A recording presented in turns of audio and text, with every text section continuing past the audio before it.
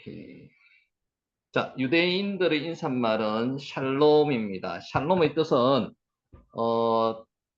은행에서 빌린 돈을 다 갚았을 때의 상태 또는 전쟁이 끝나고 평화로운 상태를 샬롬이라고 합니다. 그래서 샬롬이라고 적습니다. 지난번에 했는 거기 때문에 복습하는 거 한번 눈여겨보시기 바랍니다. 자, 나에게 주어진 소명을 알고 소명에 집중하는 장소가 한마콤입니다. 하마콤, 이것을 한마콤이라고 했습니다. 정관사 하에다가 장소를 뜻하는 마콤, 그래서 이것을 읽으면 한마콤이라고 했습니다. 거룩함은 카도시입니다. 구별하다, 거룩하다, 카도시입니다. 카도시. 요거는 지난 시간에 했습니다. 카도시 글자 눈여겨보시기 바라고요. 한마콤에서 사람이 하는 일을 아바드라고 합니다. 아바드는 노동을 뜻하기도 하고요. 예배를 뜻하기도 합니다. 그래서 한마콤에서 사람이 하는 일을 아바드, 아바드 지난 시간에 했습니다. 글자 눈여겨보시고요. 자, 오늘은 의를 이야기하겠습니다. 의에 대해서 살펴보겠습니다. 체다카, 의는 체다카입니다. 글자 한번 보시기 바랍니다. 체다카. 체다카는 다른 사람의 행복을 위해서 자신이 희생하는 그 희생을 통해서 행복과 보람을 느끼는 마음의 상태를 체다카라고 합니다. 인간에게 드러나지 않는 하나님만이 가지는 특성을 체다카라고 말합니다. 체다카. 자, 마태복음 5장 6절 말씀, 우리가 잘 아는 말씀입니다. 의에 줄이고 목마른 자는 복이 있나니 그들이 배부를 것이며, 여기서 의에 해당하는 말이 체다카입니다. 체다카.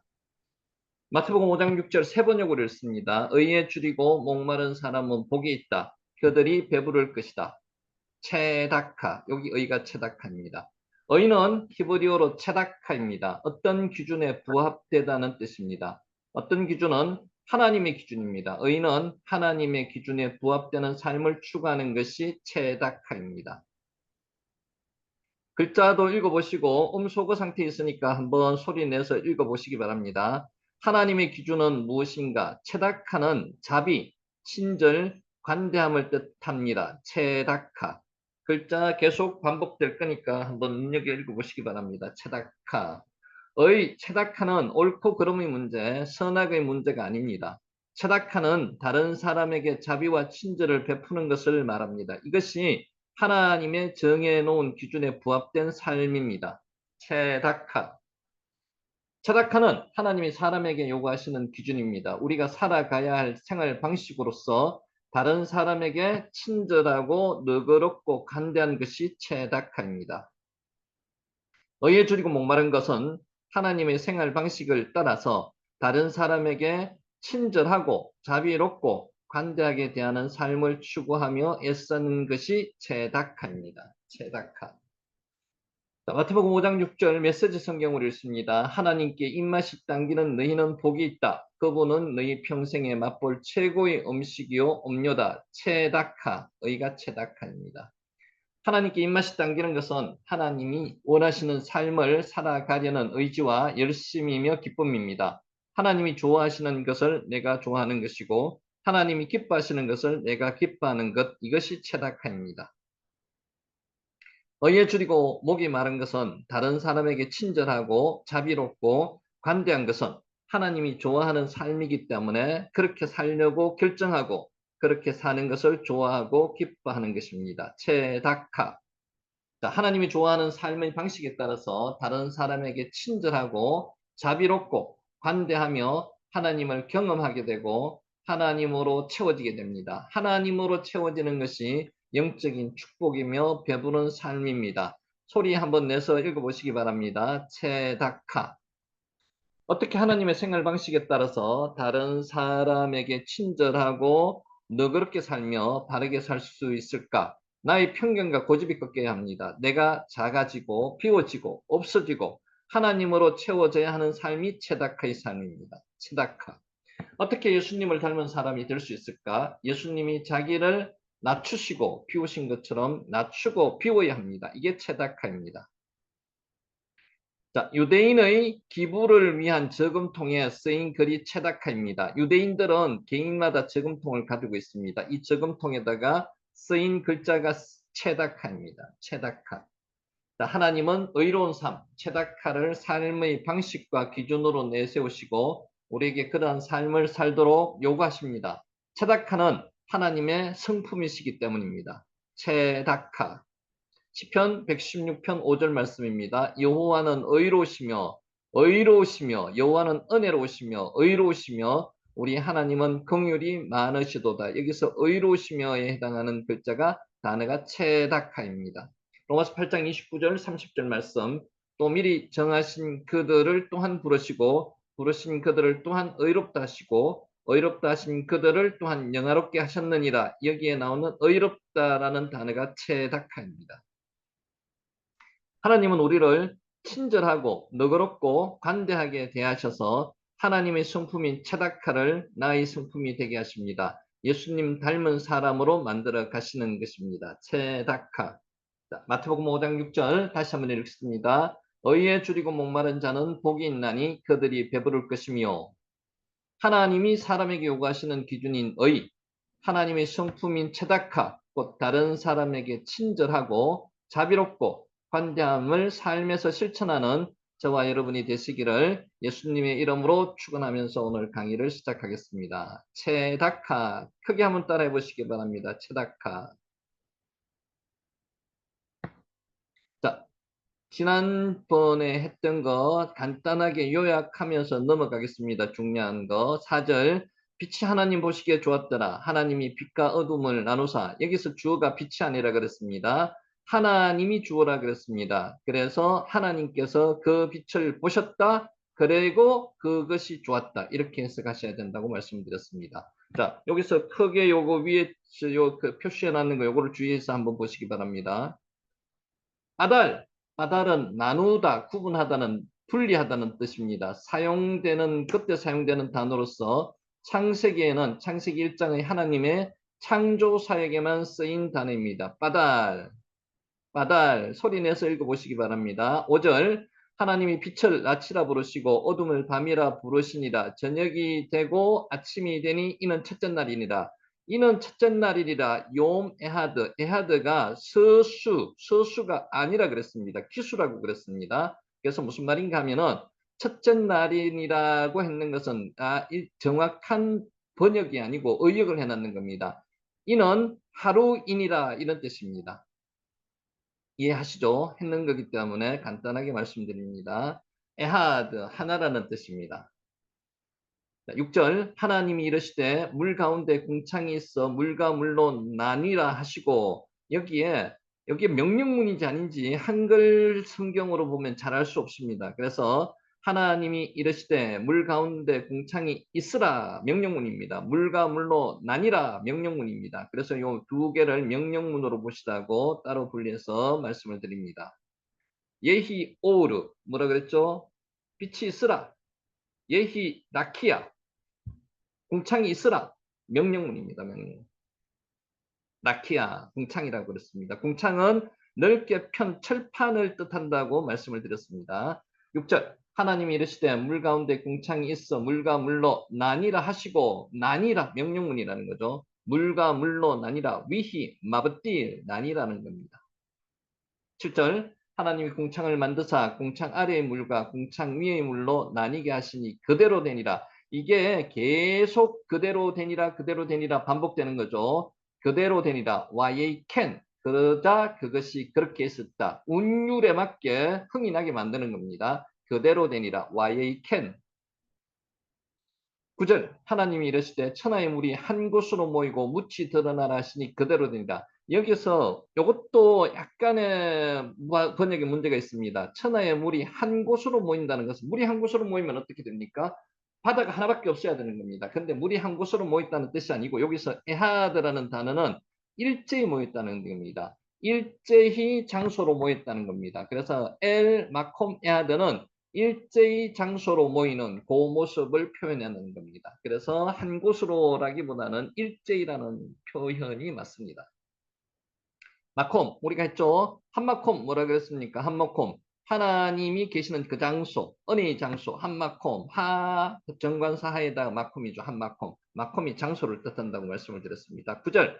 하나님이 이르시되 천하의 물이 한 곳으로 모이고 묻이 드러나라. 여기서도 명령문입니다. 모이고가 모이라라는 간접 명령입니다. 이카우, 모이라는 뜻입니다. 그래서 이것을 그 서술문으로 쭉 풀어놨기 때문에 이것이 정말 명령문인지 아닌지 잘 알 수가 없지만 원문으로 보면은 명령문으로 되어 있다는 것을 다시 한번 말씀을 드리고요. 이 카와에 쓰인 카와가 함께 묵다는 뜻입니다.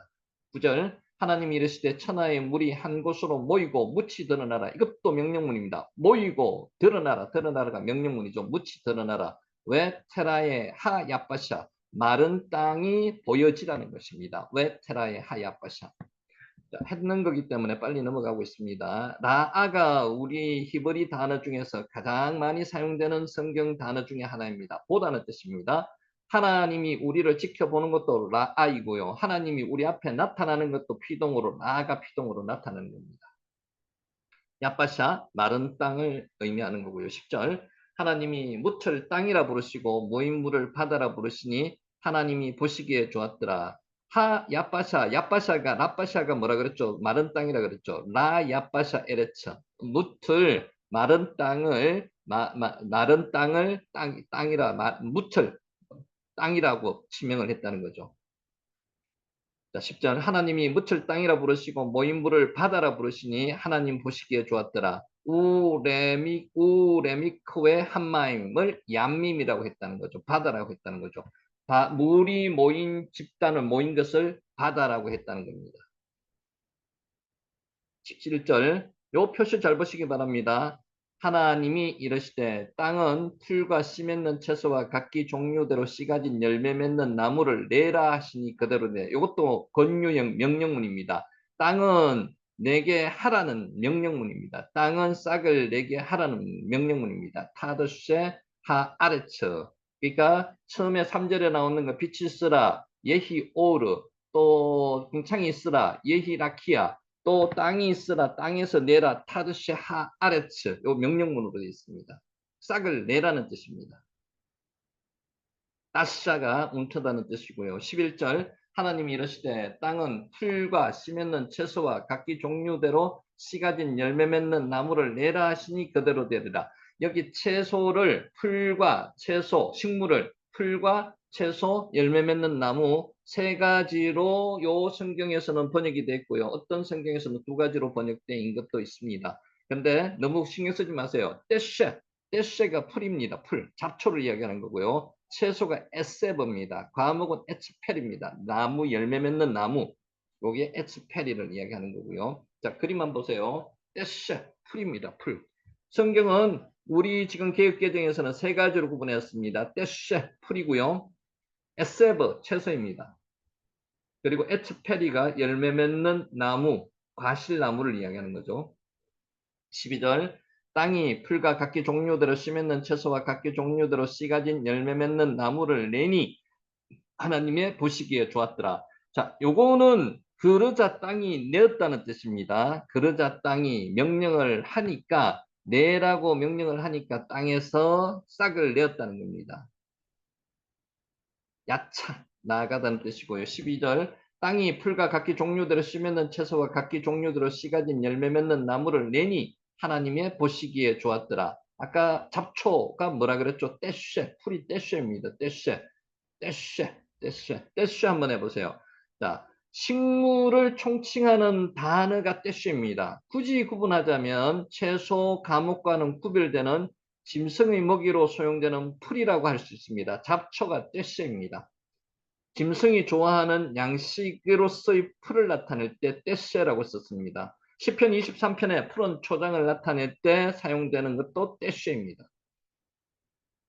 종류대로 여기서 중요한 12절에서 제일 중요한 단어가 종류대로입니다. 진화론자들은 모든 식물이나 동물이 각기 종류대로 하나님에서 직접 창조되었다는 진리를 부정하고 있습니다. 진화론자들은 처음에 하등 식물이나 동물이 점점 고등식물로 변화된다는 동물로 변화된다고 하지만은 하나님께서는 창세기 1장 12절에 땅이 풀과 각기 종류대로 씨 맺는 채소와 각기 종류대로 씨 가진 열매 맺는 나무를 내니 하나님이 보시기에 좋았더라. 그때 벌써 종류대로 하나님께서 창조하셨다는 겁니다. 레미네후. 그래서 원어로 레미네후가 참 진화론자들이 주장하는 게 아니고 창조론이 맞다는 것을 나타내는 단어가 레미네후입니다. 이 단어가 동물을 창조하실 때도 똑같이 사용됐습니다. 레미네후.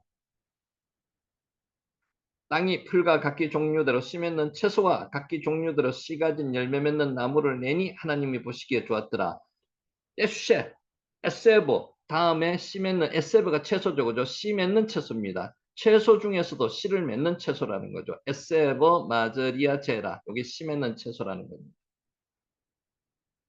자, 마지막으로 열매 맺는 나무를 내라 하시니 이 그대로 냈고 하나님이 보시기에 좋았다는 겁니다. 왜 에츠가 나무거든요. 오세페리, 열매를 맺는 나무라는 뜻입니다. 저녁이 되고 아침이 되니 이는 셋째 날이니라. 셋째 날,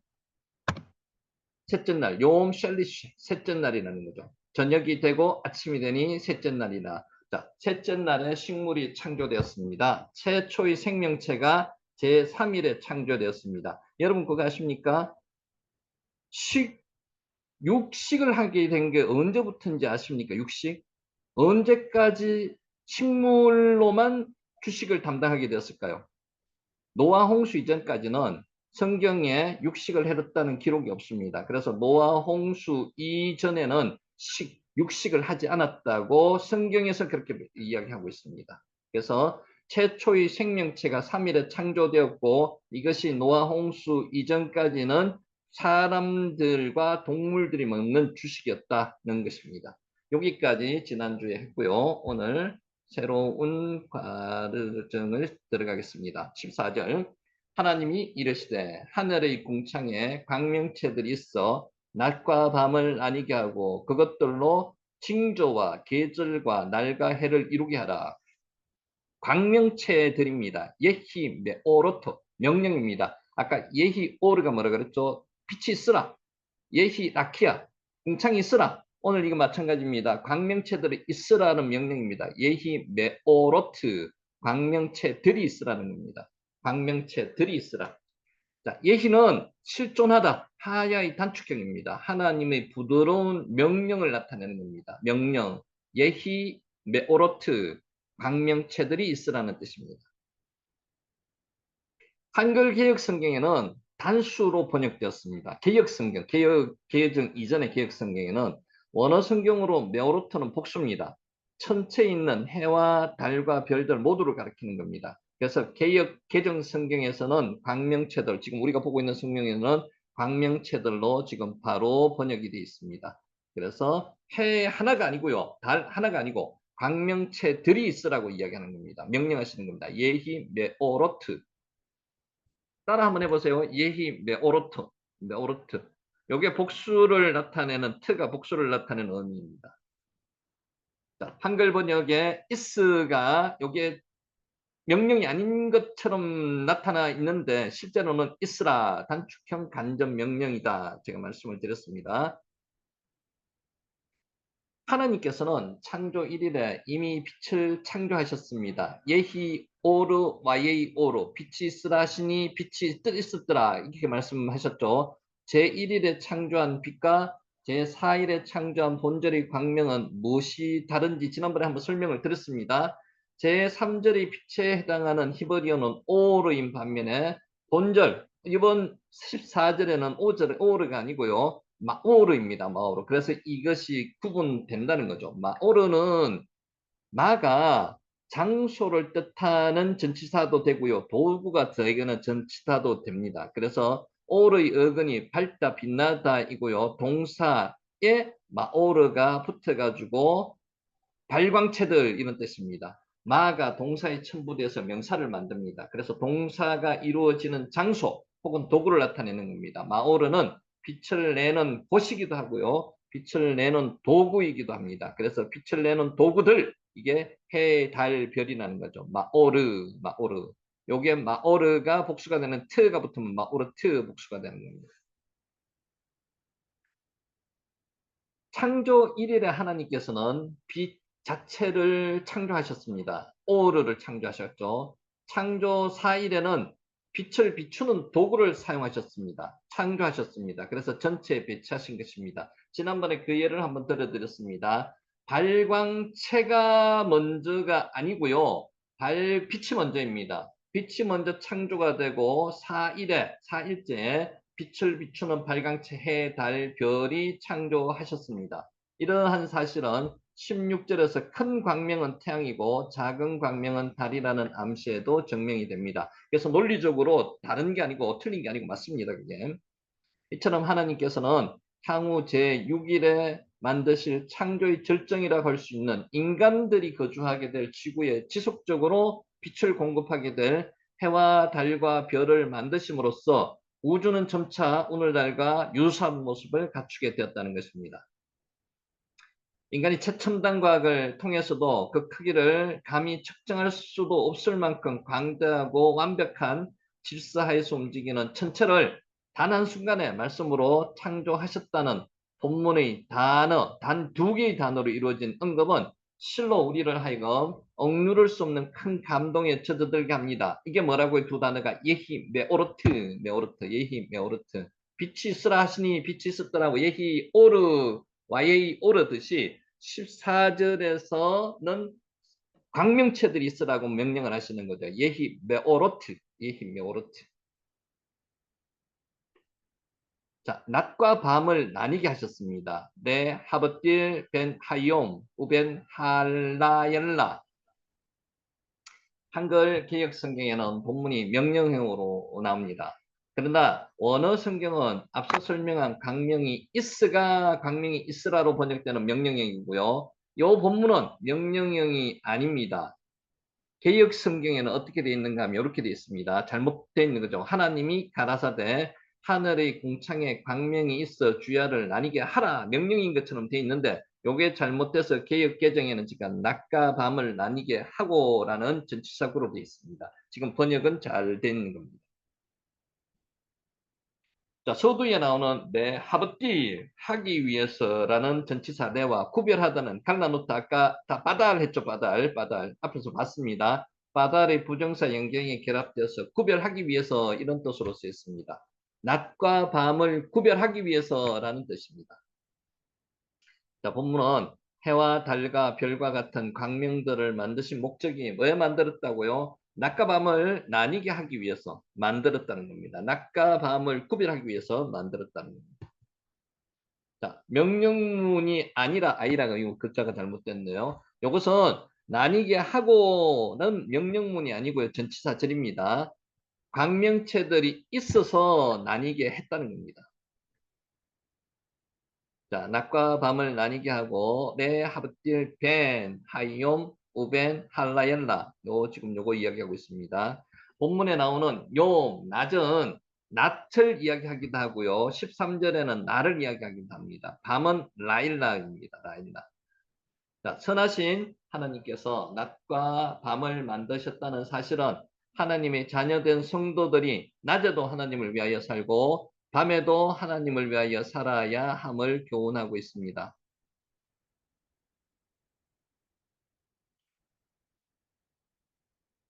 낮에는 하나님의 뜻을 이루기 위해서 힘써서 일하고 오늘 여러분도 힘써서 일하셨죠. 더운 날이지만은 밤에는 다음 날을 위하여 휴식을 취할 뿐만 아니라 낮의 번잡함을 버리고 조용히 하나님과 기도하고 교류하는 시간을 갖는다면은 이는 실로 낮과 밤을 창조하신 하나님의 뜻에 합당한 삶을 사는 것이라고 할 수 있습니다. 낮에는 열심히 노동하고요.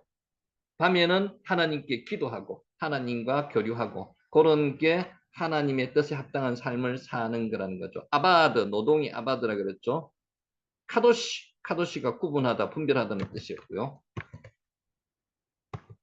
자, 그것들로 징조와 뭐뭇을 이루게 하라. 이 부분 우리가 잘 주의해서 보셔야 됩니다. 왜 하유 레오토트, 왜 하유 레오토트.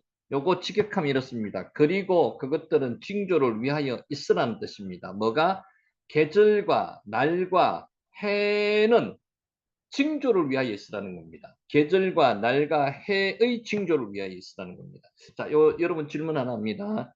징조가 하늘에 그것들로 징조와 계절과 날과 해를 이루게 하라. 요 한글 번역을 보면은 하늘에 있는 해와 달과 별들의 모양으로 징조가 나타난다는 뜻을 생각할 수도 있습니다. 근데 원문은 그렇지 않습니다. 징조를 나타내는 게 아닙니다. 그리고 그것을 보고 점술가들은 복술가들은 그것을 보고 점을 칩니다. 그렇지 않다는 거죠. 하나님께서 만드신 것은 그런 뜻으로 만들어 놓지가 않았다는 것을 지금 설명을 합니다. 동의하다, 허락하다는 뜻이 있는 우트에서 누구나 동의할 수 있는 확실한 징조, 표적, 여기 오트입니다. 오트, 표. 십자가도 오트라고 그럽니다. 오토트 앞에 무엇을 위하여라는 전치사 내가 결합하여서 징조를 위하여라는 뜻을 지니는 네오토토로 되었습니다. 징조를 위하여 쓰라는 겁니다. 자, 다시 한번 말씀드립니다. 징조와 엔더로 연결된 게 아니라는 거죠. 징조와 계절과 날과 해 엔더로 연결된 게 아니고요. 계절과 날과 해의 징조를 위하여 있으라는 겁니다. 뭐가 그렇다는 겁니까? 궁창에 있는 광명체들은 계절과 날과 해의 징조를 위하여 있으라는 겁니다. 차이 있습니다.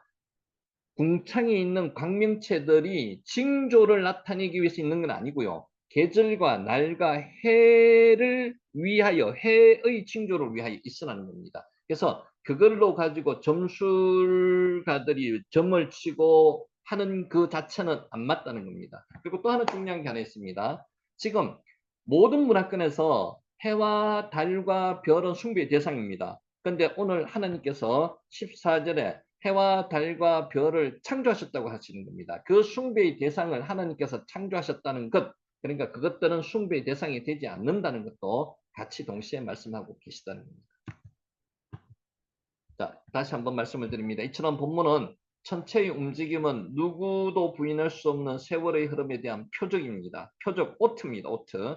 계절과 날과 해를 구분할 수 있게 해주는 기준, 오트입니다. 오트. 그러니까 이 오트는, 징조는 계절과 날과 해를 위한 징조라는 거죠. 해를 구분하기 위한 징조라는 거죠. 자체로서 광명트들이 징조를 나타내는 것은 아니다. 요거 분명히 해주셔야 됩니다. 역사상 등장한 여러 가지 원력, 칼렌더, 달력이죠. 그것이 태양력이든 태음력이든 태양과 달이 주기적인 운동의 결과를 정리한 것입니다. 자연계에 일어나는 여러 현상과 징조를 반영한 것이기 때문입니다. 자, 하나님께서는 천지를 창조하실 때 징조들을 위하여 있으라. 뭐가요? 궁창의 광명체들이 낮과 밤을 나뉘게 하고 계절과 날과 해를 위한 징조들을 위해서 있으라는 거죠. 징조들을 위해서 있으라는 거죠. 그래서 징조 자체가 따로 떨어져 나와 있는 게 아니라는 겁니다. 자, 창조시부터 오늘날, 아니 이 세상 끝날까지 변함없이 이것들은 징조를, 계절과 날과 해를 위한 징조로 있으라는 겁니다. 오트, 오트, 표, 징조입니다. 징조. 하나님이 이르시되 하늘의 궁창에 광명체들이 있어 낮과 밤을 나뉘게 하고 그것들로 징조와 계절과 날과 해를 이루게 하라. 여기서 계절이 모아딤입니다. 모아딤은 계절이라는 뜻도 있고요. 또 중요한 단어가 절기라는 뜻도 있습니다. 그러니까 계절을 구분하기 위한 징조, 절기를 구분하기 위한 징조가 뭐라고요? 광명체들이라는 겁니다. 광명체들. 낮과 밤을 나뉘게 하고 계절과 날과 해를 위한 징조라는 겁니다. 이 말은 씨를 뿌리고 곡식을 거두는 농업에 있었으나 제철에 따라서 잡을 수 있는 물고기의 종류가 바뀌는 어업이나 인간의 모든 생업에 있어서 태양과 달의 주기적인 움직임이 중요함을 보여주는 겁니다. 그래서 하나님은 별을 보고 점을 치라는 그런 뜻으로 징조를 만들어 놓으신 게 아니다. 다시 한번 말씀을 드립니다. 모에드, 아까 계절이라 그랬고 절기라고도 했습니다. 모에드, 요 단어 자주 나옵니다. 모에드, 모에드. 날은 야밈이라고 합니다. 야밈. 요음의 복수형이 야밈입니다. 날들입니다. 날, 낮이라고도 번역이 됩니다. 태양이나 달이 자연현상의 계절을 주장할 뿐만 아니라 매일의 날들을 주관함을 보여줍니다. 지구가 자전하면서 태양의 빛을 받습니다. 받지 못하거나 낮과 밤을 이루는 것은 물론 달의 인력에 의해서 생겨나는 조수간만의 변화 등이 하루 사이에 일어나는 겁니다. 그래서 지구가 자전하고 지구가 태양 주위를 공전하면서 이루어지는 그 모든 것을 나타내는 겁니다. 자전하면서 낮과 밤이 바뀌는 거죠. 요 날입니다. 날. 낯을 이야기하기도 하고요. 해는 샤님입니다. 샤님. 복수형으로 연수들 이런 뜻입니다. 하나님의 창조 법칙 가운데 지구가 태양을 한 바퀴 도는 것이 1년입니다. 공전의 주기에 따라서 연수가 계산된다는 오늘날 과학으로 증명된 사실이 이미 천지 창조 때부터 정해졌고 선포되었습니다. 여러분 한번 그거 생각해 보셨습니까? 지구가 어느 정도 속도로 태양계 주위를 공전하고 있는지 아십니까? 10만 6천 킬로, 시속 10만 6천 킬로 속도로 태양 주위를 공전하고 있습니다. 1600km, 시속 1600km로 자전하고 있습니다. 그런데 이 지구가 그렇게 빨리 돌아가는데 지구 안에 있는 우리들이나 모든 물건이 튕겨지지 않고 밖으로 우주 밖으로 나가지 않고 지금 지구 안에 있다는 게 참 신기하지 않습니까? 이것은 하나님께서 아니면은 이렇게 만드실 수가 없는 겁니다. 그리고 지구가 그렇게 빨리 돌아가지만은 그 궤도를 벗어나지 않고 지구가 만들어졌을 때부터 지금까지 아니 지구가 없어질 때까지 계속 그렇게 돌아가는 것은 그것은 우연히 생겨가지고 이렇게 돌아간다는 것은 그것은 말이 안 되는 거죠. 그리 진화론이 말이 안 된다는 겁니다. 하나님께서 만드셨기 때문에 이와 같은 현상이 일어날 수밖에 없다는 겁니다.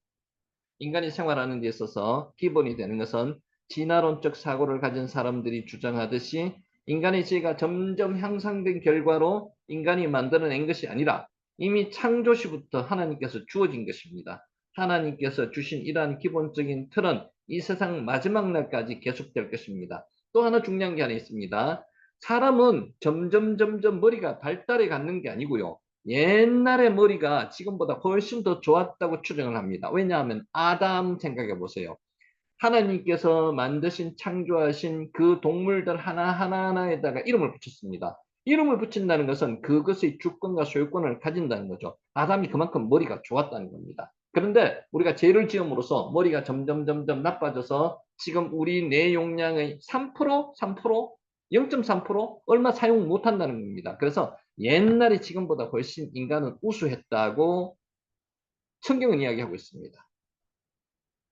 샤네 연입니다. 샤네 연.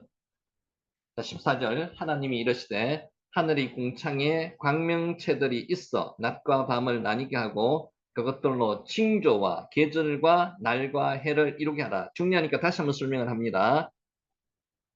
직역함이 이렇습니다. 그것들은 계절과 날과 해의 표를 위하여 있으라. 이게 가장 정확한 직역입니다. 자, 세번역에도 이렇게 되어 있습니다. 낮과 밤을 가르고 계절과 날과 해를 나타내는 표가 되어라. 비슷한 의미입니다. 공동번역에서도 그렇게 되어 있습니다. 절기와 나날과 해를 나타내는 표가 되어라. 이렇게 되어 있습니다. NIV에는 똑같습니다. 비슷한 의미로 해놨습니다. Let them serve as a sign to mark seasons and days and years. 이렇게 되어 있습니다. 그래서 다시 한번 말씀을 드립니다. 이게 중요합니다.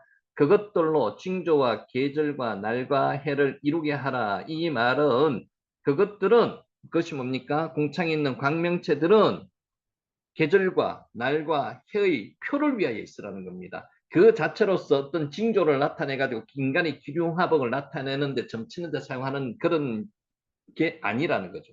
이거 중요하니까 다시 한번 말씀을 드렸습니다. 징조와 계절과 날과 해는 계절과 날과 해의 징조를 위하여 있으라. 이거 꼭 기억하시기 바랍니다. 한글로 and처럼 그리고라는 것처럼 되어 있기 때문에 그렇게 오해하기가 쉽습니다. 자, 창세기 1장 14절 요것만 읽어보겠습니다. 와 요메르 엘로힘은 여러분 다 잘 알으시죠? 예히 있으라 이렇게 명령하는 거죠. 아까 뭐라 그랬죠? 메오로트가 광명체들이 있으라 명령하시는 겁니다. 삐르키야 어디에? 궁창에다가요. 하샤마임 하늘에 있는 궁창에 있으라고 명령하시는 겁니다. 레하브딜 또 구분 분리하다는 거죠. 벤 하욤 우벤 할라엘라, 낮과 밤을 구분하는 것이라는 거죠. 외하유, 레오토트, 우레 모아딤, 이게 뭐라고요? 절기, 계절. 우레 야밈, 요게 날과 왜 쏴님, 요게 해라는 거죠. 요걸 구분하는 그 표라는 거죠, 표. 자, 1장 14절. 요거는 보내드리겠습니다. 15절. 또 강명체들이 하늘의 궁창에서 땅을 비추라 하시니 그대로 되니라. 외하유, 비르키아, 하샤마임, 레하이르, 알하아레츠. 요거 직역하면 이렇습니다. 그것들은 땅 위에 비추기 위하여 그 하늘들의 궁창 안에 있으라. 요게 직접 번역한 겁니다. 그리고 그것들은 그 땅 위에 비추기 위하여 그 하늘들의 궁창에 있으라. 비추다가 내 하이르입니다. 내 하이르. 오르의 1차적인 뜻은 밝게 비춘다는 뜻입니다. 오르가 빛이죠. 빛. 밝게 비춘다는 동사도 있습니다. 새로운 삶을 일깨우거나 기분을 상쾌하게 하거나 지혜로 감화시키는 경우에도 오르를 사용합니다. 실로 태양과 달과 별은 이 지구를 비추어 사람과 생물들이 살아갈 수 있게 할 뿐 아니라 역사상 많은 사람들에게 반짝이는 영감을 주어 왔습니다. 마음을 어루만지며 새로운 삶을 다짐하게도 하였습니다. 뭐가요? 태양과 달과 별이 그런 역할을 했다는 거죠. 여기도 비추라 명령입니다. 비추라, 비추라. 단축형 간접 명령. 하늘의 궁창에 있어 땅을 비추라. 뭐가요? 광명체들이 비추라. 자, 본문의 표현으로 보건대 우주 물리학으로서는 지구가 항성인, 항상 고정되어 있는 항성인, 태양의 주위를 돌면서 태양에 종속되어 있는 행성, 움직이는 것, 행성에 불과하다고 되어 있습니다. 물리학적으로는 창조의 법칙에 있어서는, 그러나 창조의 법칙에 있어서는 태양이 오히려 창조의 백미라 할 수 있는 인간의 삶의 터전인 지구를 비추기 위해서 창조된 것으로 지구를 위해 존재하는 것이라는 사실을 알게 됩니다. 모든 창조물은 인간을 위해서 창조가 되었습니다. 그래서 태양은 인간을 위해서 창조되었습니다. 그래서 지구를 비추기 위해서, 인간을 비추기 위해서 창조되었다는 거죠. 이처럼 하나님의 창조는 지구 중심적입니다. 누구 중심적? 지구 중심적. 인간 중심적입니다. 인간 중심적. 우리 중심적으로 창조를 하셨다는 것입니다. 자, 창세기 1장 15절 빨리 한번 읽어보겠습니다. 따라 한번 해보세요. 왜 하유, 미 모로트, 삐르키아, 하샤마임, 하늘이죠. 레 하이르, 비추다는 뜻입니다. 알, 뭐를 비추는가? 하아레츠, 땅을 비춘다는 겁니다. 와예히 캔, 그대로 되니라. 와예히 캔이 계속 반복된다 그랬죠. 자, 이 복잡하면은 안 읽으셔도 됩니다. 그냥 넘어가셔도 됩니다. 할 수 있으신 분만 요걸 보내드릴 테니까 한번 읽어보시기 바랍니다. 자, 16절. 하나님이 두 큰 광명체를 만드사 큰 광명체로 낯을 주관하게 하시고 작은 광명체로 밤을 주관하게 하시며 또 별들을 만드시고 하나님이 만드셨습니다. 우리 창세기 1장 1절 기억하십니까? 빠라 동사 기억하십니까? 빠라는 유에서 물을 만드는 게 아니고 무에서 유를 만드는 게 빠라 동사라고 그랬죠. 없는 데서 있는 것을 만드는 거. 여기서는 무슨 동사가 쓰여 있는가 하면은 야스와 여기서는 아싸라는 동사가 쓰여 있습니다. 아싸.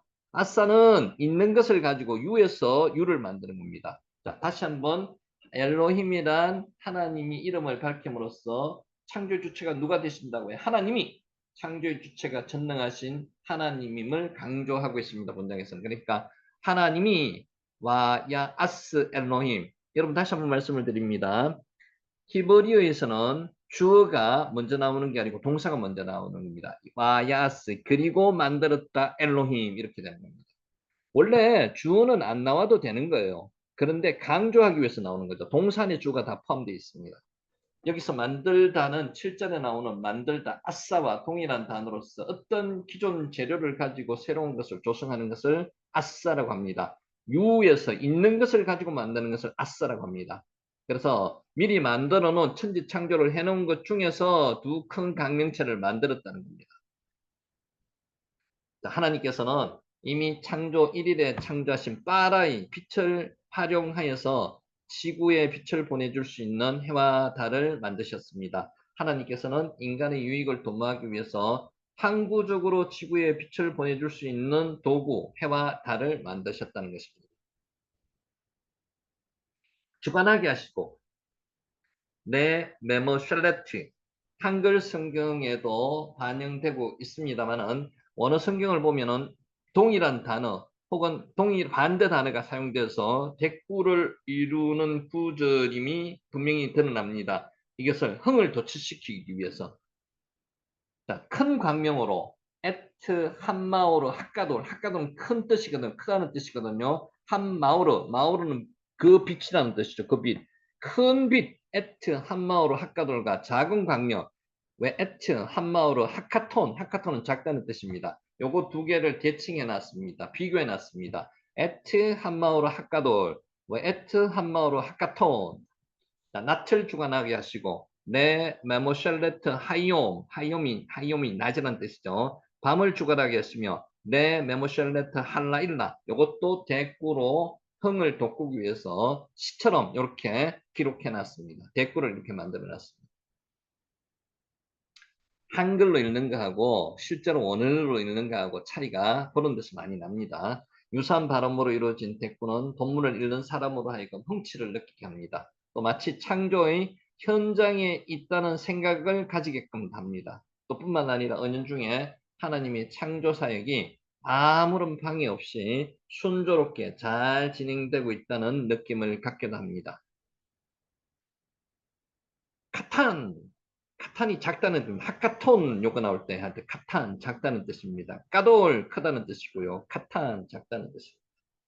라일 밤이라는 뜻이죠. 요음은 낮이라는 뜻이었고요.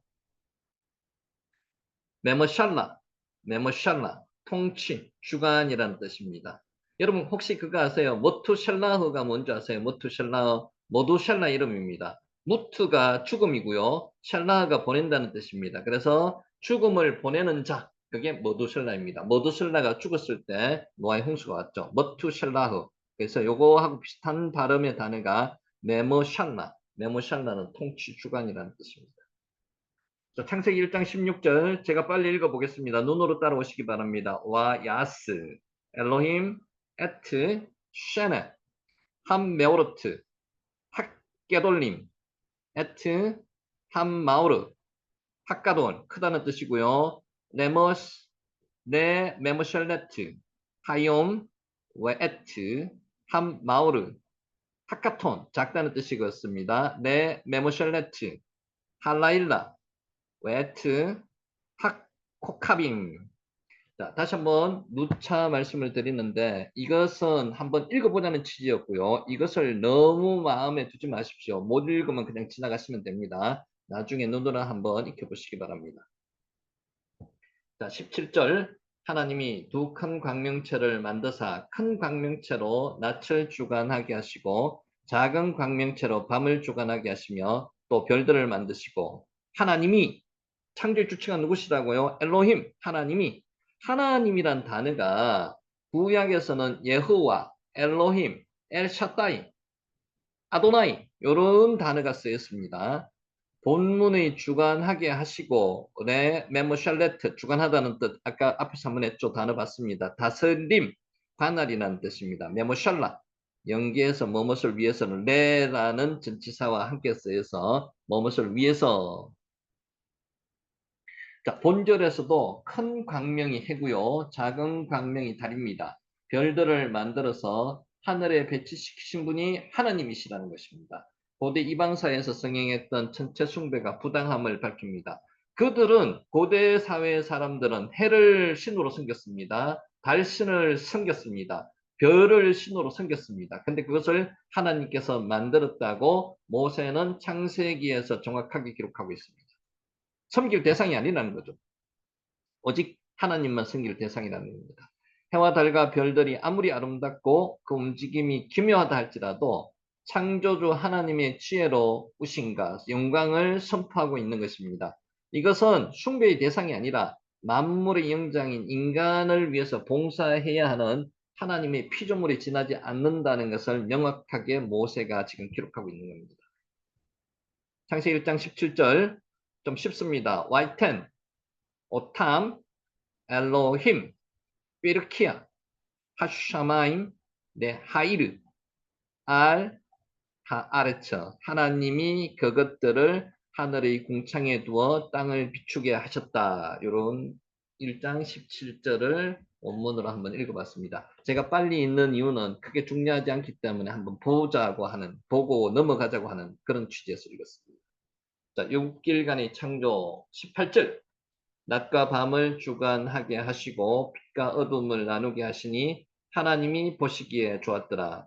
이거 기억하시죠? 와야르 엘로인 키토브, 와야르 엘로인 키토브. 계속 하나님이 만드시고 나서 마지막에는 와야르 엘로인 키토브 계속 말씀하시는 겁니다. 와야르 엘로인 키토브. 자, 동일한 표현이 6일간의 천지 창조가 진행되는 동안에 7번 반복되었습니다. 와야르 엘로인 키토브. 하나님이 보시기에 좋았더라.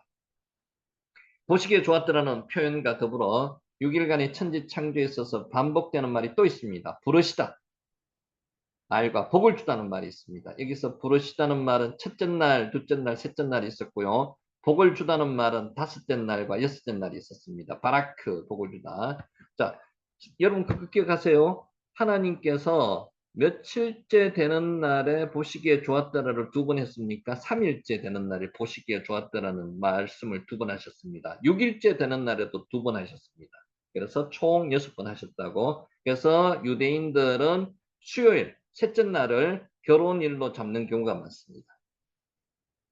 자, 하늘의 영광이 창조된 넷째 날만 하나님께서 왜 이러한 일이 있었는지 그 분명한 까닭은 알 수가 없습니다. 이거 한번 잘 보세요. 그러나 사람들이 해달 별 이름을 지어 주시는 것이나 복을 주는 것은 하지 않으셨던 것입니다. 너무 대단하게 생각해서 너무 대단하게 이것들을 생각해서 섬기는 것을 미리 막기 위해서 하나님께서 의도적으로 이런 일을 하지 않았나라고 추측할 수도 있습니다. 이거 다시 말하면요. 하늘의 광명이 창조된 넷째 날만 하나님께서 보시기에 하나님께서 이러한 일이 있었는지 분명한 까닭은 하나님께서 그렇게 하지 않았다는 거죠. 사람들이 해, 달, 별의 이름을 지어주는 것이나 복을 주는 것은 하지 않았다는 겁니다. 이름을 지어주지도 않았고요. 부르시지도 않았고요. 복을 주지도 않았는 이유가 이것들을 대단해서 섬기는 그런 생각을 하지 못하도록 했다는 겁니다.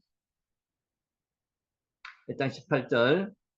왜 니머솔, 바이옴, 우 발라일라, 우라 하버틸, 벤 하오르, 우벤 하호셰크, 와야르, 엘로힘, 키토브. 보시기에 좋았더라.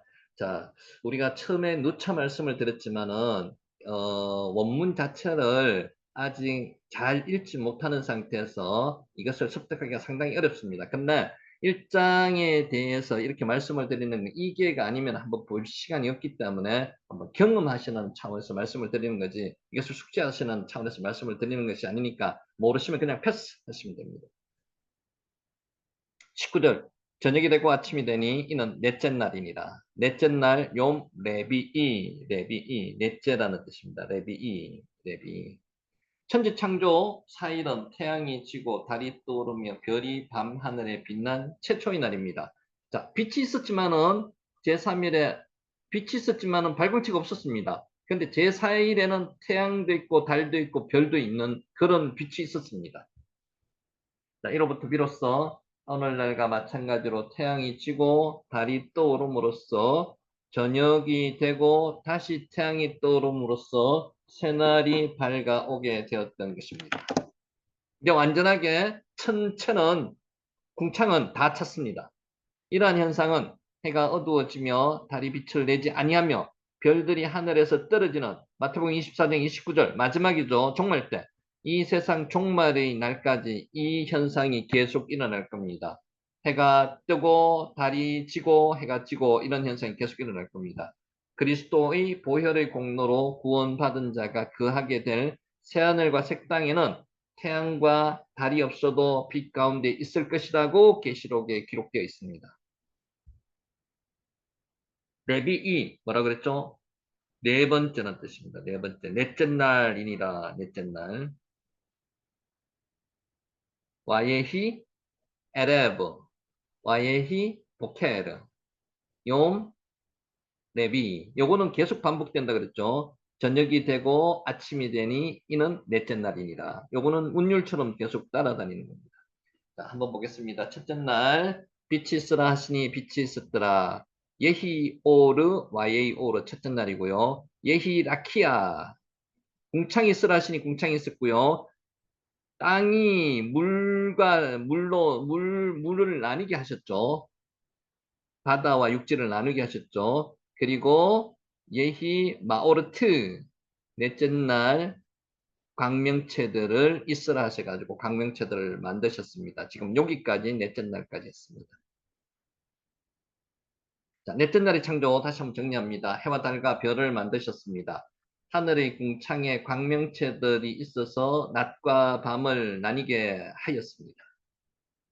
징조와 계절과 날과 해를 이루게 하라. 이거 다시 한번 설명을 합니다. 직역하면은 계절과 날과 해의 징조를 위하여 있으라 라고 해석하는 겁니다. 광명체들의 역할에 대해서 분명하게 명령하셨습니다. 그 광명체들이 어떤 자체로 징조를 나타내서 인간의 기륭화복을 점치는 도구로서 사용해서는 안 된다는 겁니다. 징조, 오트, 천체의 움직임은 세월의 흐름에 대한 표시입니다. 계절과 날과 해를 구분할 수 있게 해주는 기준이기도 합니다. 계절, 모에드, 절기, 성막이라고던 단어도 모에드입니다. 모에드, 성막으로도 표시합니다. 성막. 계절, 절기, 성막. 날은 뇽이라고 하고요. 여는 샤네라고 한다고 앞에서 했습니다. 자, 이제 1장 14절 19절을 간단하게 정리 한번 하겠습니다. 하나님의 능력의 하나님께 합당한 영광을 돌려드려야만 합니다. 하나님께서 말씀으로 해와 달과 별, 천체를 창조하신 사실을 기록하고 있습니다. 하나님은 말씀 한마디로 해와 달을 비롯해서 우주 가운데 떠 있는 온갖 별들을 다 만드셨습니다. 말씀으로 만드셨습니다.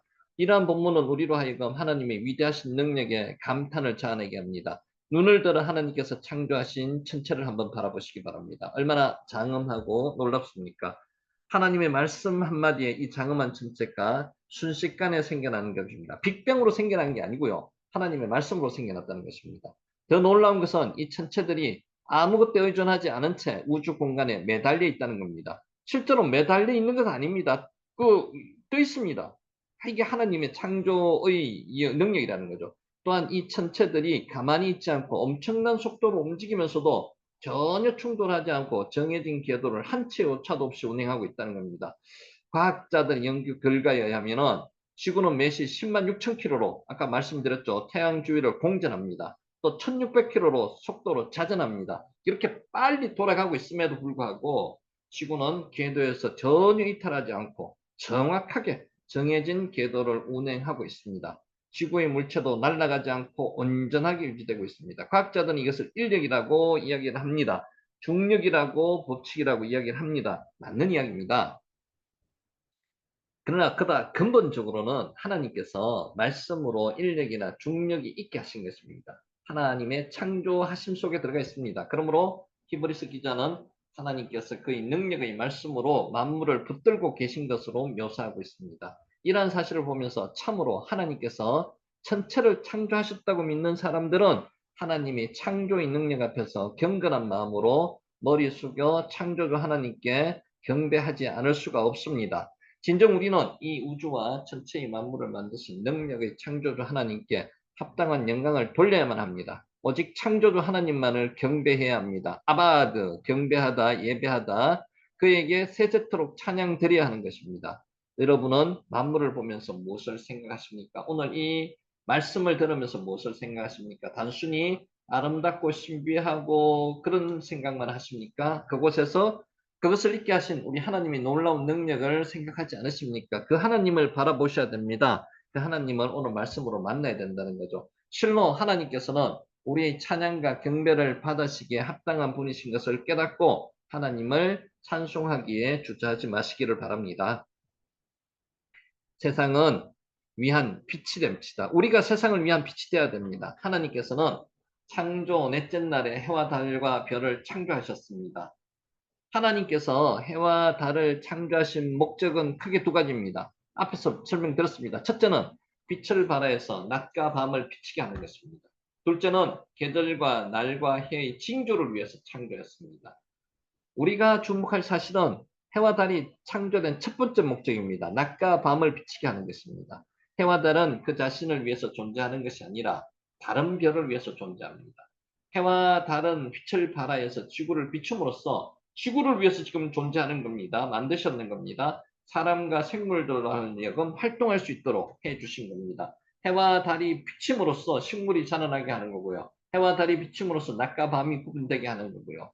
해와 달은 결코 자기 자신을 비추지 않습니다. 이해하시죠? 해와 달은 다른 것을 비춥니다. 지구를 비춥니다. 온 태양계에 있는 행성을 비춥니다. 해와 달에는 사실상 빛이 필요 없습니다. 그럼에도 불구하고 해와 달은 지구의 생물들을 위해서 빛을 발하고 생육시킵니다. 이러한 사실은 성도들의 삶에 매우 중요한 교훈을 던져줍니다. 하나님께서는 우리를 세상으로부터 부르셨습니다. 다시 세상으로부터 또 보내셨습니다. 거기에는 빛을 비추게 하기 위해서 해와 달을 창조한 것처럼 분명한 목적이 있습니다. 우리를 세상으로 보내신 것은 분명한 목적이 있다는 거죠.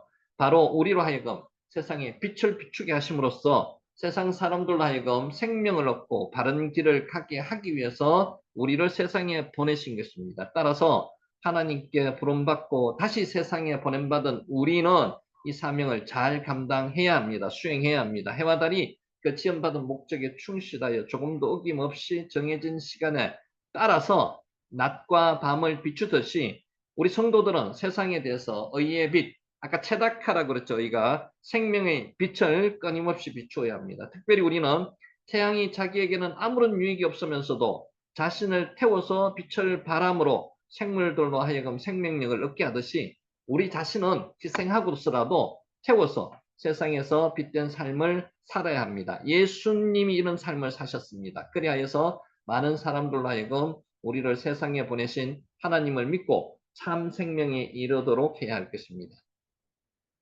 우리에게는 한 의의 태양이 계십니다. 누구인지 아시죠? 넷째 날에 열리는 태양은 지구의 표면 위로 솟아올라서 장엄한 자태를 드러냈습니다. 찬란한 광채를 발하여서 하나님께서 새로 조성하신 땅과 식물들을 비추기 시작했습니다.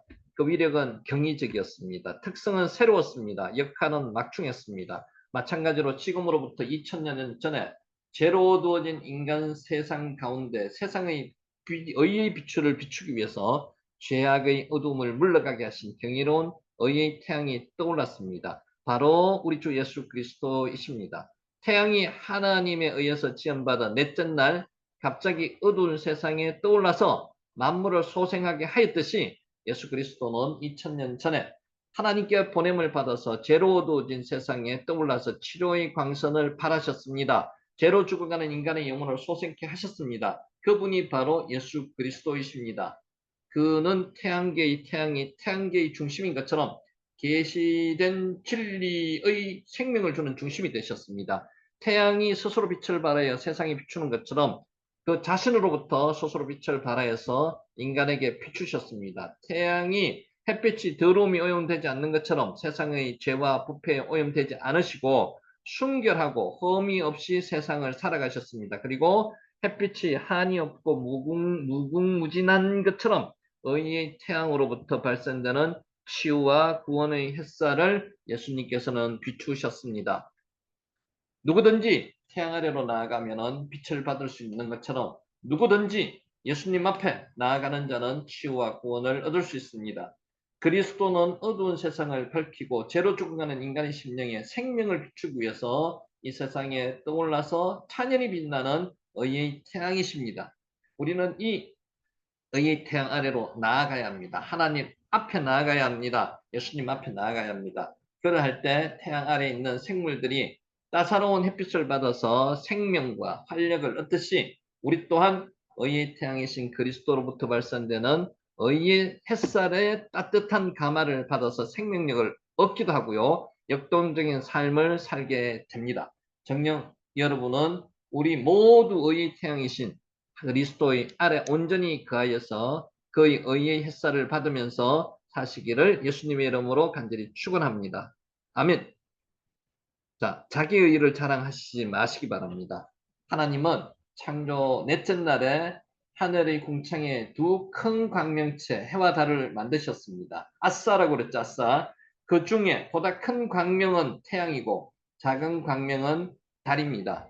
그런데 여기서 우리가 주목해야 될 사실은 태양은 스스로 빛을 발할 수 있는 존재로 지원받은 반면에 달은 빛을 발할 수 없는 존재로 지원받았습니다. 빛을 받아야지만 빛을 발합니다. 달은 비록 광명으로 지원받았지만 스스로는 빛을 발하지 못하고 태양빛을 반사해서 빛을 발할 수 있습니다. 그러므로 달은 태양 앞에서 빛을 발한다고 자랑할 수 없습니다. 달은 오히려 스스로 빛을 발할 수 없는 존재임에도 불구하고 태양으로 인해서 빛을 발하게 된 사실에 감사해야 합니다. 우리도 마찬가지입니다. 이러한 사실은 영적인 측면에서 볼 때 우리에게 중요한 교훈 한 가지를 전해줍니다. 성도들이 하나님께 의롭다함을 받은 사실에 대해서 하나님 앞에서나 사람 앞에서 결코 우리는 자랑할 게 없습니다. 성도들은 자신에게 어떤 의의 가능성이나 공로가 없습니다. 의롭다함을 받은 것이 아닙니다. 그래서 의롭다함을 받은 것이 아니죠. 인간은 본래 누구를 막론하고 죄 아래 있기 때문에 스스로 의롭다함을 받을 자가 아무도 없습니다. 사도 바울은 이렇게 말했습니다. 의인은 없나니 하나도 없다고 설파했습니다. 따라서 성도들이 의롭다함을 받은 이유는 자신에게 의가 있어서가 아니라 다른 데서 찾아야 합니다. 성도들이 의롭다함을 받은 것은 의의 태양이신 예수 그리스도의 의를 힘입었기 때문입니다. 다시 말해서 하나님께서는 달이 스스로 빛을 발하지 못함에도 불구하고 태양을 반사해서 빛을 날므로 광명이라고 인정하신 것처럼 우리는 본래 죄인이었습니다. 죄인들을 대신해서 죽으신 예수 그리스도를 믿음으로 그 의를 힘입어 자들에 대해서 의롭다고 인정해 주시는 것입니다. 성도들은 자신이 의롭다함을 받은 사실에 대해서 자신의 의나 공로가 있었기 때문에 그런 것처럼 자랑해서는 절대로 되지 않습니다. 성도들은 자신이 의롭다심을 받은 것이 전적으로 의의 태양이신 그리스도의 은혜임을 깨달아야만 합니다. 그리스도께 감사해야만 합니다. 하나님과 사람 앞에서 겸손히 행하고 세상에 대해서 하나님의 의, 그리스도의 의 체다카를 반사하여서 의의 빛을 비추는 삶을 살아야 할 것이라고 믿습니다. 아멘. 자, 20절 몇 개만 더 하겠습니다.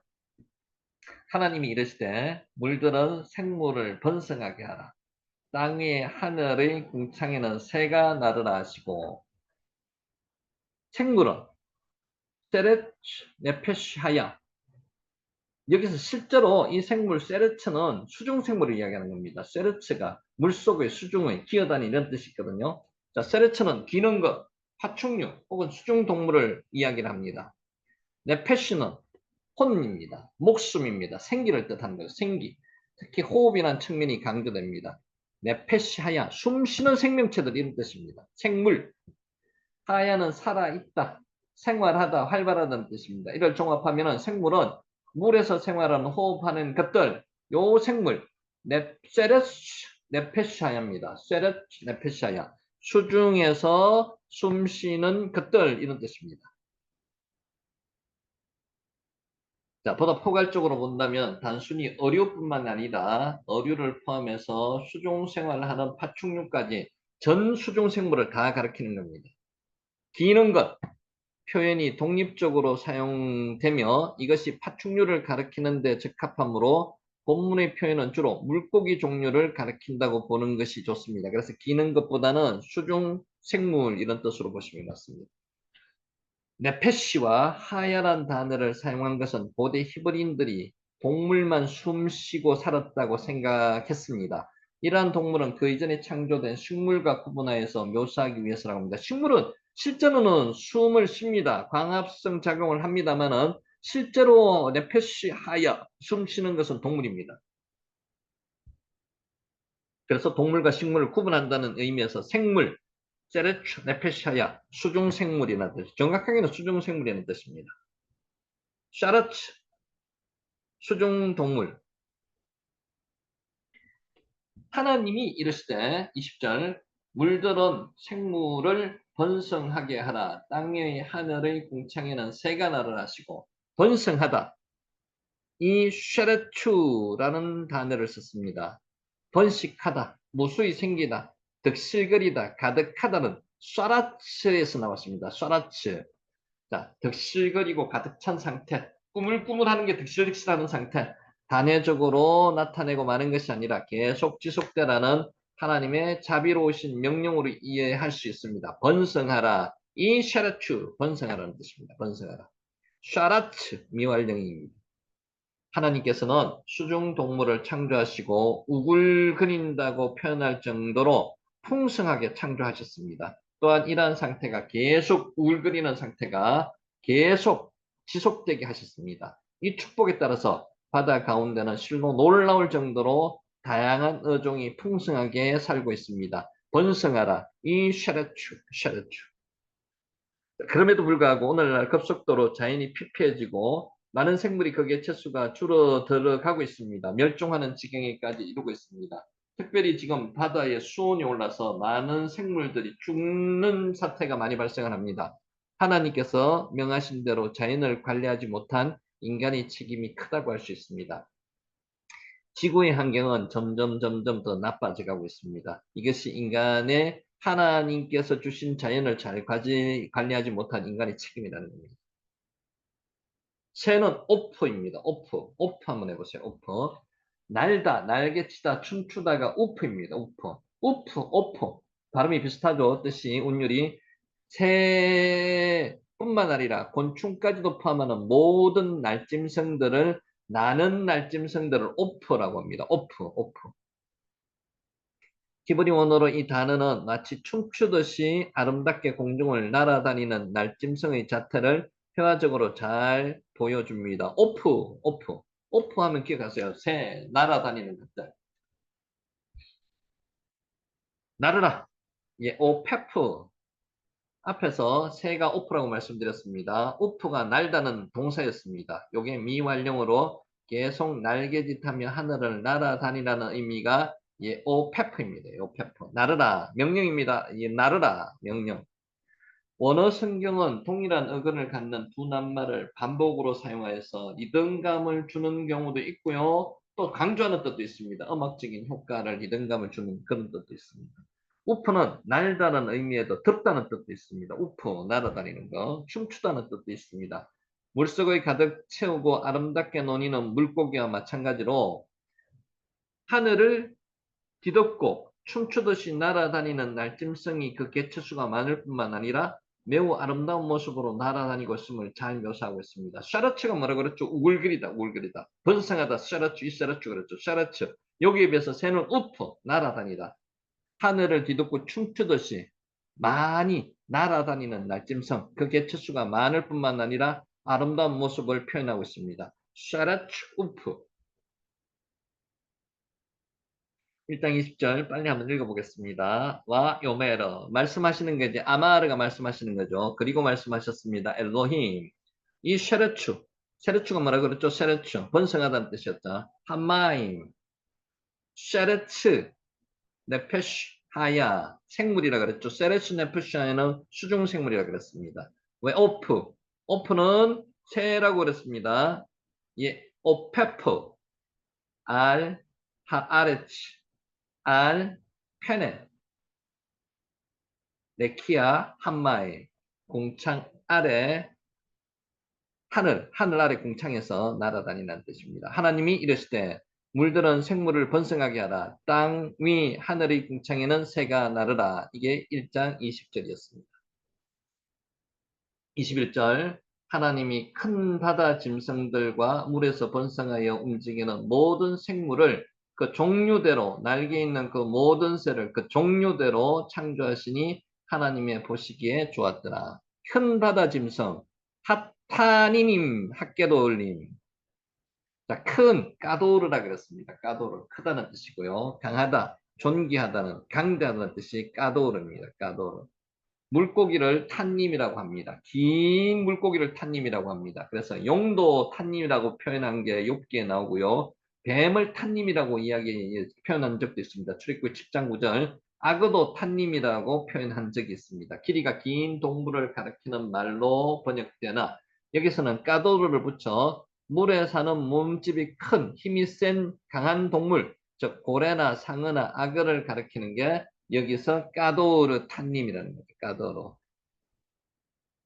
고대 근동의 여러 족속들이 존귀하다고 생각하여서 신으로 숭배하였던 이러한 힘이 강하고 큰 동물들까지 모두 하나님의 창조물임을 밝힘으로써 우상 숭배의 부질없음을 암시하고 있습니다. 우리 인간들은 힘이 세거나 위대해 보이는 것은 무조건 숭배합니다. 그래서 그게 우상이 되는 거죠. 그래서 해와 달과 별이 우상이 되는 거고요. 몸집이 큰 동물들도 우상으로 숭배했습니다. 그래서 이것은 하나님의 창조물이지 우상으로서 신으로서 숭배받을 대상은 아니라고 말씀하고 계시는 겁니다. 까도르, 큰 강대한 탄님, 바다 짐승을 탄님이라고 합니다. 자, 21절 요거까지만 읽고 마치겠습니다. 와 이브라 엘로힘 에트 탄니님 핫게돌림 웨트 콜 네페시하야 하하야 하로메세트 아쉐르 샤라추 함마임 엘미네헴 웨에트 콜 오프 카나프 레미네후 와야르 엘로힘 키토브.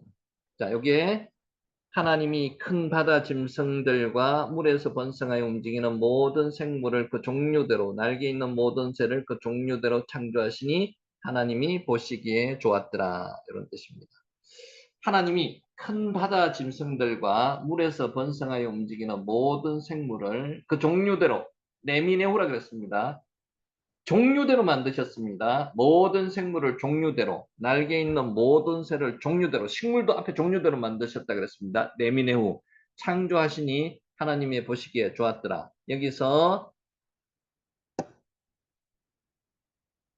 큰 바다 짐승은 어떤 생물을 말씀하는 겁니까? 탄님을 지금 이야기하고 있는 거예요. 탄님, 큰 바다 짐승, 탄님. 자, 계열 한글과 공동 번역에 큰 물고기, 킹 제임스는 큰 고래라고 했습니다. NASB는 Great Sea Monster라고 큰 바다 괴물이라고 했습니다. 탄님 이야기하고 있는 겁니다. 탄님, 큰 바다 짐승, 탄닌, 뱀, 용, 바다 괴물을 탄닌이라고 합니다. 바로가 너희에게 이르기를 너희는 이적을 보이라 하거든 너는 아론에게 말하기를 너희 지팡이를 들어서 바로 앞에 던지라. 그것이 뱀이 되리라. 탄닌입니다. 탄님. 복수를 이야기하는 거죠. 내가 바다이니까 바다 괴물이니까 주께서 어찌하여 나를 지키시나이까. 여기서 지금 탄님은 복수를 이야기하는 겁니다. 탄니는 단수를 이야기하는 거고요.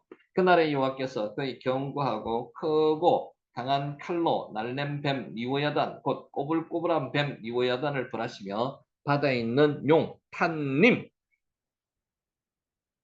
고대시대 용이나 뱀은 악과 혼돈을 상징하는 바다 괴물입니다. 고대 히브리어는 이러한 바다 괴물을 탄닌, 요거는 단수고요. 여기 지금 적혀있는 탄님은 복수입니다. 현대 히브리어에서 탄닌은 악으로 번역됩니다. 탄님. 바알 신화에 보면 최고의 신 바알과 바알의 누이 아낫과 싸워서 패배한 바다의 신 야암의 부하 중 하나로 탄닌이 등장합니다. 탄님. 탄닌은 용과 뱀과 같은 바다 괴물을 말하며 악과 혼돈을 상징하는 단어이기도 합니다. 탄님. 하나님이 큰 바다 짐승 탄닌과 물에서 번성하여 움직이는 모든 생물을 그 종류대로 날개 있는 모든 새를 그 종류대로 창조하시니 하나님 보시기에 좋았더라. 탄님. 왜 하나님은 악과 혼돈의 상징인 탄님, 바다 괴물을 창조하셨을까요? 여러분 한번 생각해 보셨습니까? 왜 선한 것도 많고 착한 것도 많은데 왜 괴물을 창조하셨을까요? 탄님, 괴물들. 아까 혼돈도 우리에게 필요하기 때문입니다. 어둠도 필요하기 때문에 창조하셨습니다. 똑같은 이치입니다. 탄님, 악이 있기 때문에 선이 존재하는 것입니다. 혼돈이 있기 때문에 질서가 존재하는 것입니다. 탄님, 사람은 존재하는 악을 통해서 선을 추구하는 삶을 추구해야 합니다. 존재하는 혼돈을 통해서 질서를 추구하는 삶을 살아야 합니다. 탄님, 큰 바다 괴물, 짐승, 악과 혼돈의 상징인 바다 괴물, 탄닌과 싸워서 이겨야만 하고 또 우리는 그 탄닌을 지배해야만 합니다. 악과 혼돈인 탄닌과 타협하거나 지배당할 때 인간은 악하게 되고 혼돈 가운데 살게 됩니다. 탄님, 아까 혼돈의 상징인 바다 괴물 탄닌은 인간에게 패배하고 지배당할 때 하나님 보시기에 좋았더라. 탄님, 타협하지 말고 기죽지 말고 패배하지 말고 싸워서 이기며 선과 질서를 추구하는 삶을 사시기를 예수님의 이름으로 축원합니다. 아멘. 자, 이제 마지막 정리하도록 하겠습니다. 216.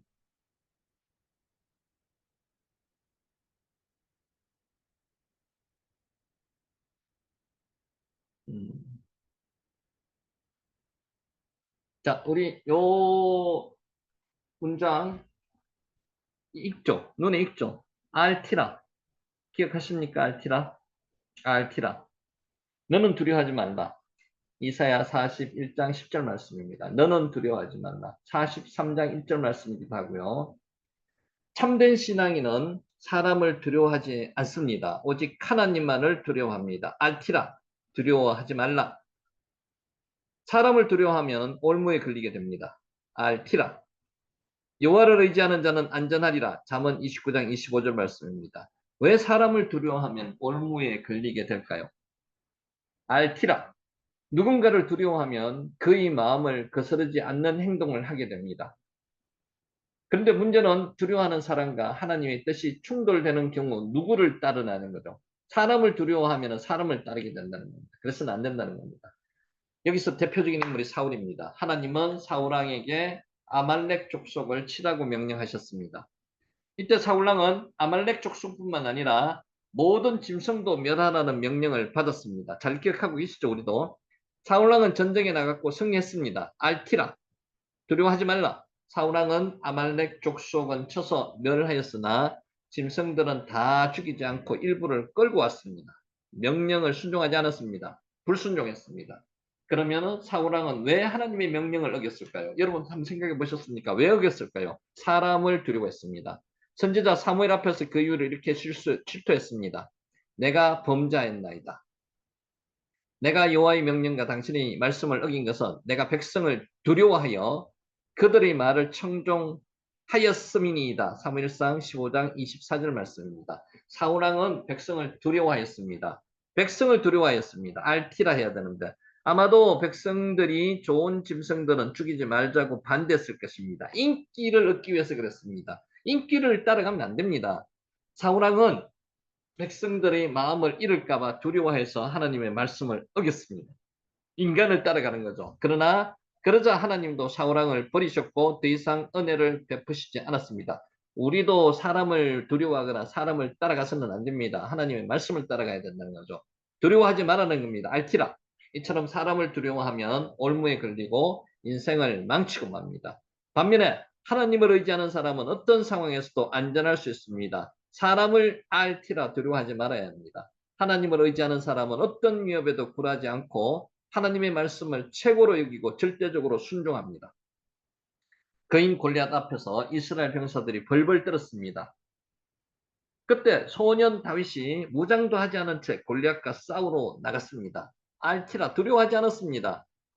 다윗은 어떻게 그렇게 용감하고 담대할 수 있었을까요?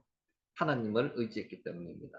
하나님을 의지하면요, 긍정적인 사람이 됩니다. 하나님을 의지하면은 골리앗이 덩치가 커서 무너뜨릴 수 없는 사람이라는 게 아니고 내가 이 돌팔매를 던졌을 때 아무렇게나 던지더라도 돌팔매가 골리앗을 적중하겠다는 그 자신감을 가진다는 거죠. 이것이 하나님을 의지하는 사람입니다. 다윗은 골리앗에게 이렇게 말했습니다. 너는 칼과 창과 단창으로 내게 나오거니와 나는 만군의 여호와 이름 곧 내가 모욕하는 이스라엘 군대에 하나님의 이름으로 내게 나아가노라. 사무엘하 17장 45절 말씀입니다. 다윗은 하나님을 의지했기 때문에 안전할 줄로 믿고 나아가서 승리했습니다. 하나님을 의지하는 사람은 사람을 두려워하지 않습니다. 어떤 상대든 두려워하지 않습니다. 다윗은 두려워하지 않는 이유를 이렇게 고백했습니다. 여호와는 나의 빛이요 나의 구원이시니 내가 누구를 두려워하리요. 여호와는 내 생명의 능력이시니 내가 누구를 무서워하리요. 악인들이 내 살을 먹으려고 내게로 왔으나 나의 대적들 나의 원수들인 그들은 실족하여 넘어졌도다. 군대가 나를 대적하여 진칠지라도 내 마음이 두렵지 아니하며 알티라 전쟁이 일어나 나를 치려 할지라도 나는 여전히 태어나리로다. 시편 27편 1절에서 3절 말씀입니다. 우리도 다윗과 같이 고백하려면 두려워하지 말아야 할 자와 두려워해야 할 자가 누구인지 정확히 알아야 합니다. 사람을 두려워하지 않아야 됩니다. 알티라 세상을 두려워하지 않아야 됩니다. 예수님은 그가 누구인지 우리에게 분명히 알려주셨습니다.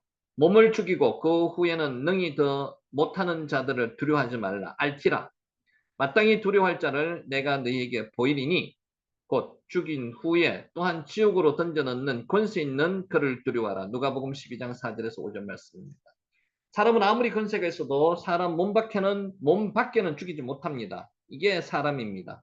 그러나 하나님은 몸과 영혼을 지옥에 멸하실 수가 있습니다. 그래서 하나님을 두려워해야지 사람을 두려워하면 안 된다는 거죠. 그러므로 우리가 두려움 없이 당당하게 살아가려면 하나님을 제대로 알아야만 합니다. 하나님은 우주의 창조주이십니다. 우리가 지금 보고 있습니다. 하나님이 그 창조 역사를 우리가 살펴보고 있습니다. 얼마나 장대하고 광엄합니까? 위대하십니까? 만물의 통치자이십니다. 하나님의 전능하심과 신실하심을 알면은 하나님을 의지할 수가 있게 됩니다. 하나님을 의지하면 두려움은 물러갑니다. 우리가 두려움 없이 살아가려면 하나님이 사랑 안에 거해야 됩니다. 하나님은 사랑이시다. 사랑 안에 거하는 자는 하나님 안에 거하고 하나님도 그의 안에 거하시느니라. 이로써 사랑이 우리에게 온전히 이루어진 것은 우리로 심판날의 담대함을 가지게 하려 함이니 주께서 그러하신 것 같이 우리도 그 이 세상에서 그러하니라. 사랑 안에 두려움이 없고 알티라 온전한 사랑이 두려움을 내쫓나니 두려움에는 형벌이 있습니다. 두려워하는 자는 사랑 안에서 온전히 이루지 못하였느니라. 요한 1서 4장 16절에서 18절 말씀입니다.